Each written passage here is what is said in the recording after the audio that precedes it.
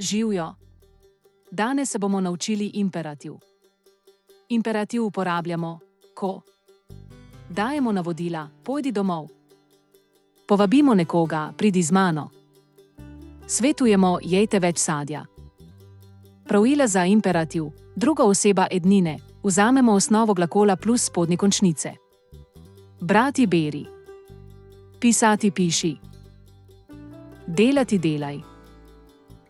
Druga oseba množine, dodamo končnico te.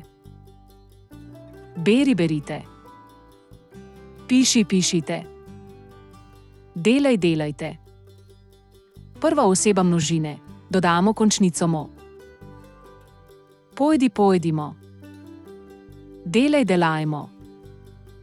Zdravnik, vzemite tableto. Mama, zdaj pospravi sobo. Učitelj, odprite knjige. Kaj pa vi?